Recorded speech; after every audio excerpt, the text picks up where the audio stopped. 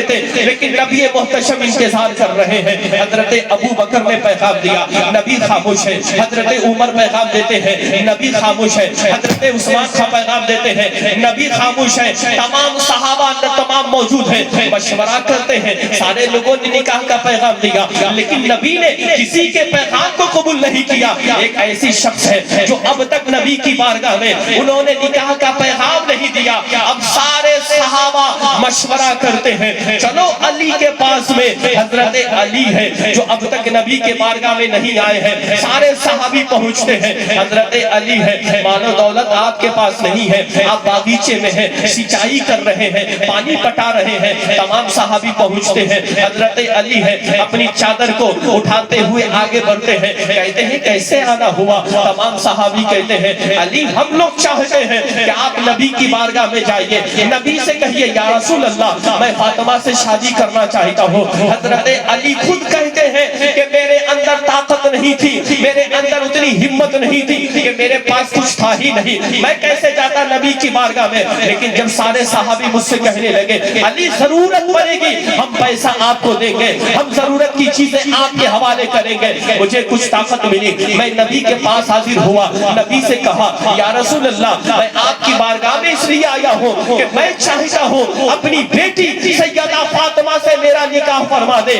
نبی محتشم کچھ دیر انتظار کرتے ہیں اور کہتے ہیں اے علی میں جس حکم کا انتظار کر رہا تھا وہ رب کا حکم آ گیا ہے۔ فرشتوں کے سردار حضرت جبریل آئے تھے اور جبریل کہہ رہے ہیں اے اللہ کے نبی رب کا فرمان ہے کہ فاطمہ کا نکاح علی کے ساتھ کر دیا جائے، لہذا علی نکاح کی تیاری کی جائے۔ سارے صحابہ میں اعلان کیا جاتا ہے، حضرت انس کو بلایا جاتا ہے، حضرت انس حاضر ہوتے ہیں، آپ سے کہا جاتا ہے ابو بکر صدیق کو بلا لو، سارے صحابہ کو جمع کر لو۔ مسجد نبوی شریف میں سارے صحابی موجود ہیں، نبی محتشم منبر پر چڑھتے ہیں، خطبہ دیتے ہیں اور کہتے ہیں تمام صحابیوں سے لوگوں میں جس حکم کا انتظار کر رہا تھا وہ رب کا حکم آ چکا ہے، میں فاطمہ بنت محمد کا نکاح علی بن طالب کے ساتھ کرنے جا رہا ہوں۔ نبی اسی مجلس میں خطبہ کے بعد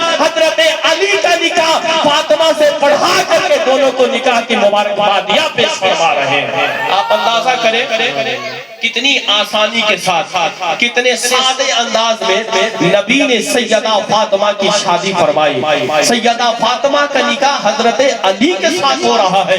پتا چلا نبی نے پیغام دیا میرے ماننے والوں، میری دین کا کلمہ پڑھنے والوں، میرے غلاموں میری غلامی کا دم بھرتے ہو، یہ میری سنت ہے کہ نکاح کو آسان کیا جائے، اتنا آسان کیا جائے ایک غریب باپ کی بیٹی جب بالغ ہو جائے تو اس باپ کو پوری رات انتظار نہ کرنا پڑے، پوری رات جگ کر کے اس باپ کو اس بارے میں سوچنے پر مجبور خود کو نہ کرنا پڑے کہ بیٹی جوان ہو چکی ہے، جہیز کا سامان کہاں سے لاؤں گا، باراتیوں کے خرچے کہاں سے برداشت کروں گا، بیٹی جوان ہو چکی ہے اس کے ہاتھوں میں مہندیاں کیسے لگاؤں گا۔ لہذا اس باپ کے رات کی نیند برباد ہونے سے پہلے نکاح کو اتنا آسان کر دیا جائے کہ جب غریب باپ کی بیٹی جوانی کی دہلیز کو پہنچے کوئی رشتہ دار جا کر کے رشتے نکاح پیش کرے اور اپنے بیٹا سے اس غریب کی بیٹی کو شادی اپنے نکاح میں لے لے۔ لیکن آج ہم ایسا نہیں کرتے ہیں،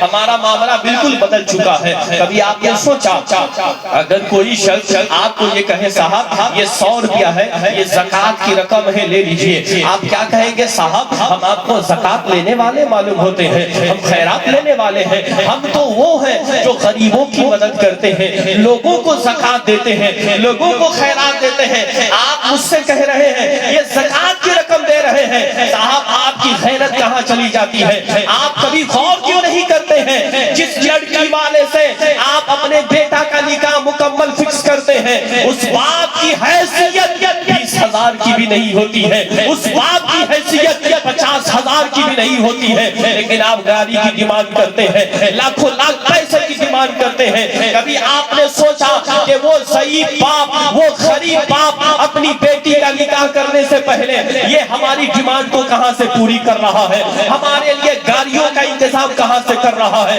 باراتیوں کے کھانے کا انتظام کہاں سے کر رہا ہے، ہمارے لیے پیسوں کی ڈیمانڈ کی پوری کہاں طرح سے کر رہا ہے